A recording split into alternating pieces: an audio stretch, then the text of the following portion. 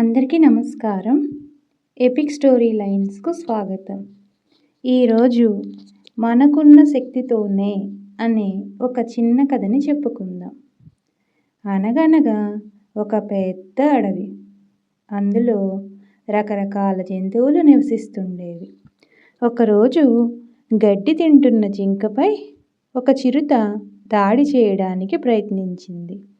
వేగంగా పరిగెత్తి దాని నుంచి తప్పించుకొని ప్రాణాలు కాపాడుకుంది ఆ జింక.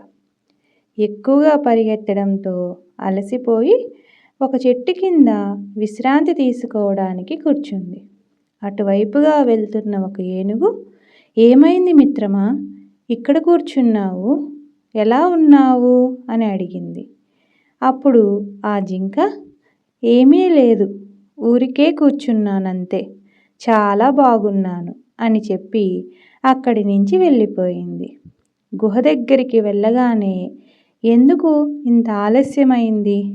నీకోసం ఎంతసేపటి నుంచి ఎదురు చూస్తున్నానో తెలుసా?" అని అడిగింది ఒక తల్లి జింక. "ఆలస్యమేమో గాని అమ్మ, ఇంకాసేపైతే చిరుత చేతిలో నా ప్రాణాలు పోయేవి. ఎప్పుడు ఏ ఆపద వస్తుందోనని భయంతో బతకాల్సి వస్తోంది.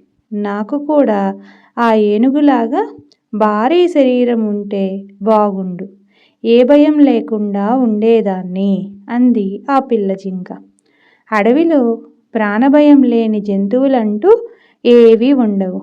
ఏనుగుకు పెద్ద శరీరం ఉంటే మనకు చలాకీగా పరిగెత్తే నేర్పు ఉంది. దానివల్లే కదా నువ్వు తప్పించుకోగలిగావు. లేని దాని గురించి ఆలోచిస్తూ నిరాశపడకూడదు. ఉన్న శక్తిని వాడుకొని మనల్ని మనం కాపాడుకోవాలి అని చెప్పింది తల్లి జింక.